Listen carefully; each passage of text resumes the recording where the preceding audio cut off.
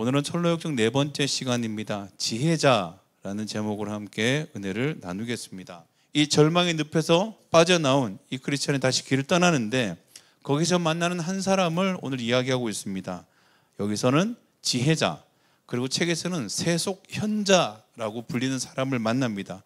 이 땅 가운데 이 세상에서 가장 지혜로운 자라는 뜻입니다. 이 세속현자가 크리스찬에게 다가가서 그를 위로하면서 왜 이렇게 힘든 일을 겪었는지, 왜 이렇게 어렵고 힘든 상황이 되었는지를 위로하면서 그에게 물어봤다는 거예요. 전도자라는 분을 만났는데 그분의 가르침으로 지금은 좁은 문이라는 곳, 양의 문이라는 곳을 향해 달려가고 있다. 그곳에 가면 내 어깨에 짐이 내려놓을 수 있다는 얘기를 듣고 지금 그쪽으로 걸어가고 있다라고 이 세속현자에게 이야기했습니다. 그때 이 지혜자가 화를 내면서 당신이 위험과 절망을 만난 그 이유가 뭐냐 하니 다름 아닌 그 전도자의 가르침 때문이라고 얘기합니다.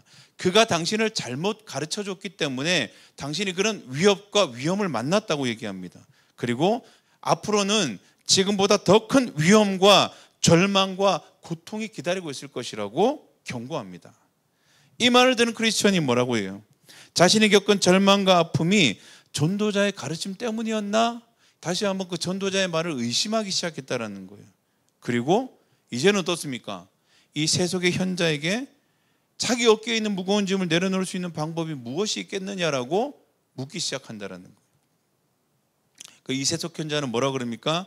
그럼 위험, 고통, 아픔, 절망 이런 거 아무것도 겪지 않고서도 당신의 어깨 위에 있는 무거운 짐을 내려놓을 방법이 있다고 그에게 말합니다.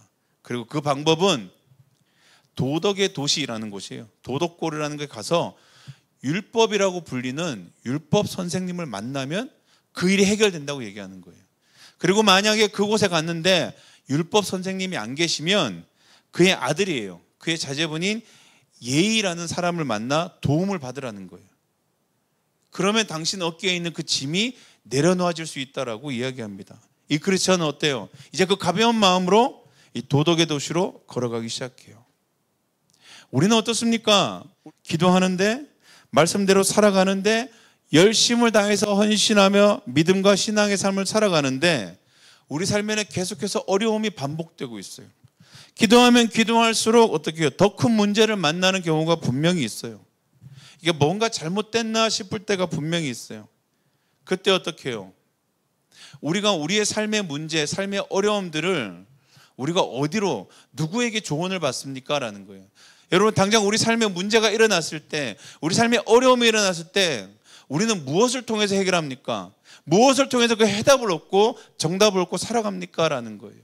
오늘 마치 우리의 삶의 모든 문제, 크리스찬이 당하는 이 문제를 세속의 지혜로운 자를 찾아가서 그에게 우리의 삶의 문제를 맡기는 것처럼 우리도 우리의 인생, 우리의 삶을 어쩌면 세상의 지혜로운 이야기에 귀를 기울일 때가 분명히 있다는 거예요. 아, 믿음만으로는 되지 않는가? 아, 신앙만으로는 되지 않는가? 어쩌면 우리가 이 세상의 지혜로움을 쫓아가야 하는가라고 우리 스스로 그렇게 생각하고 그렇게 쫓아갈 때가 있다는 거예요. 오늘 뭐라 그럽니까? 이 세속의 현자를 만나서 크리스찬이 마음이 바뀝니다. 시선이 바뀝니다. 멸망의 도시에서 그가 졌던 이 무거운 짐을 내려놓는 유일한 방법을 전도자를 통해서 그가 해결을 받았는데, 그리고 그 길을 걸어가는데 그 길이 힘들고 어렵고 때로는 절망과 위험과 두려움의 순간이 다가왔을 때 그가 지치고 상한 마음 가운데 그가 자연스럽게 귀를 기울이는 것이 무엇이라니까? 세상의 지혜로운 얘기였다는 거예요. 오늘 성경 말씀 디모데후서가 마지막 때에 뭐라고 얘기합니까? 이 마지막 때가 되면 사람들은 건전한 교훈을 받지 않을 것이라는 거예요. 하나님의 말씀을 따라가지 않을 거라는 거예요. 하나님의 말씀에 귀를 기울이지 않을 거라는 거예요. 그리고 어떻게 해요? 귀를 즐겁게 하는 말을 들으면 귀를 즐겁게 한다. 내가 어떻게 해요? 필요로 하고 나의 욕망을 채우는 이야기에, 그래서 욕심에 맞춰 스승을 만들 것입니다. 모아드릴 것입니다. 그래요. 그리고 어떻게 해요? 진리를 듣지 않고 그 세상이 여러분의 욕심을 통해서 만들어낸 스승들이 말하는 그 꾸민 얘기에 우리의 귀가 더 쫑긋할 것입니다. 그래요. 이 세상의 지혜는 우리 어깨에 있는 짐을 내려놓을 수 없게 한다는 거예요. 멸망의 도시에서 크리스천이 어깨에 짐이 생긴 이유가 뭡니까? 말씀의 두루마기를 보고 나서 어느 순간 그의 삶의 어깨에 무거운 짐이 생긴 것을 깨달았다는 거예요. 이 무거운 짐은 뭐예요? 말씀을 통해서 깨달을 수 있었던 거예요. 그전에는 어떻게 해요? 내 어깨에 무거운 짐이 있는 줄 몰랐던 거예요.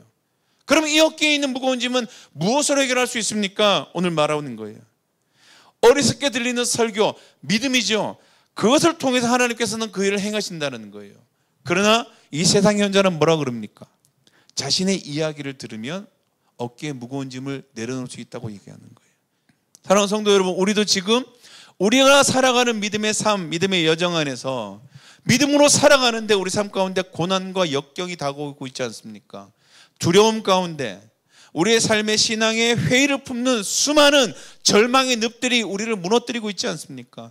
겨우겨우 그 절망의 늪을 빠져나온 우리에게 다가온 것은 세상의 지혜로움이 아닙니까? 세상의 방법을 이야기하고 있지 않습니까? 전도자가 좁은 문으로 가는 그 길은 빛을 따라가는 길이라고 분명히 얘기했는데 중간에 세상의 지혜로운 자가 나타나서 그 방향을 꺾어버리진 않습니까?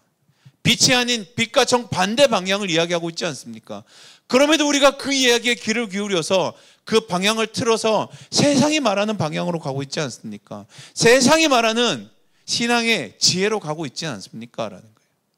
오늘 이 시간에 우리의 방향을 다시금 저 멀리 빛이 보이는 전도자가 가리키는 그 길로 걸어가는 우리의 삶이 되기를 소망합니다. 우리의 삶이 되기를 간절히 축원합니다.